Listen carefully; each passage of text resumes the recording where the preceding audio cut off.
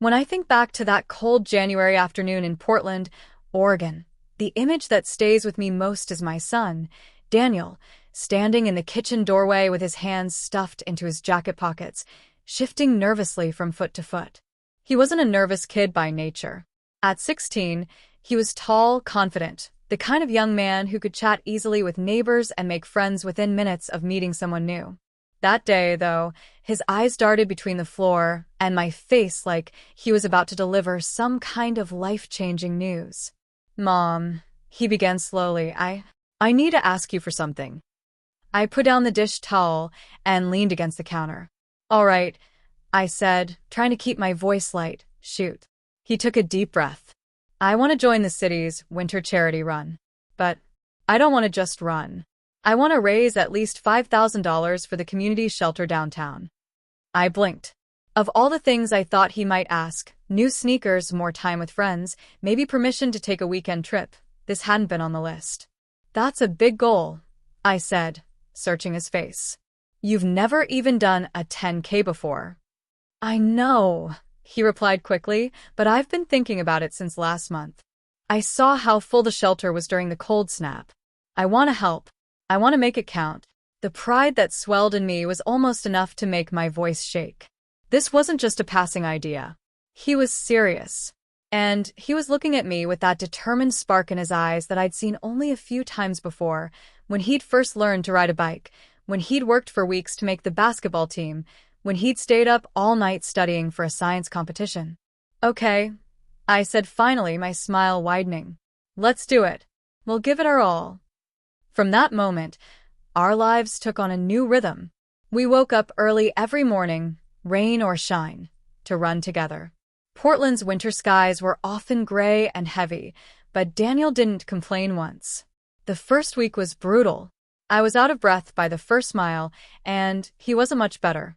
But we laughed through the huffing and puffing, cheering each other on as we pushed just a little farther each day. Fundraising became our second job. We designed flyers at the kitchen table, printed them at the local copy shop, and handed them out at coffee houses, bookstores, and grocery stores. Daniel even learned to bake his grandmother's famous oatmeal cookies so we could sell them at the Saturday farmers market. Some days were discouraging. We'd work for hours and barely add $50 to the total. Other days, complete strangers would surprise us with their generosity. A retired teacher we'd never met before wrote us a $200 check and told us she admired the effort Daniel was making. One rainy Thursday, after a long day of school and work, I came home to find Daniel sitting at the dining table surrounded by envelopes. He looked exhausted but focused. "What's all this?" I asked.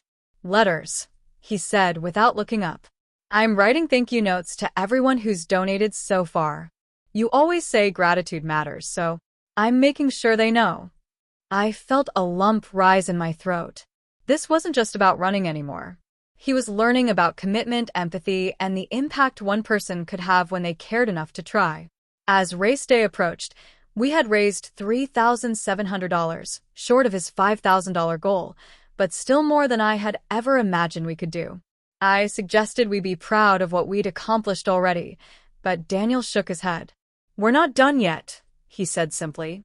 The night before the run, we stayed up late making a big poster that read, "Every step counts," for the shelter. On race morning, the air was sharp with cold, and the streets buzzed with energy as hundreds of runners gathered at the starting line. Daniel's cheeks were flushed with excitement, his breath clouding in the frosty air. When the horn sounded, we took off together, weaving through the crowd. My legs burned by mile 4, but every time I thought about slowing down, I'd glance at Daniel, his steady stride, his eyes fixed ahead, and push forward. We crossed the finish line side by side.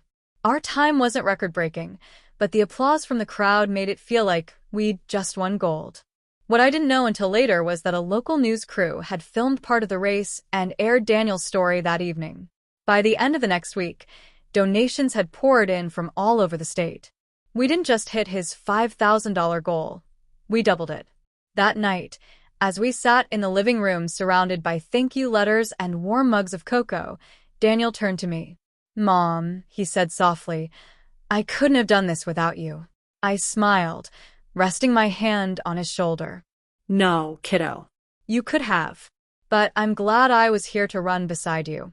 And I meant it, because in helping him chase this dream, I'd been reminded of something I'd almost forgotten, that sometimes the most unexpected requests can lead to the most meaningful journeys. Even now, months later, I still run in the mornings.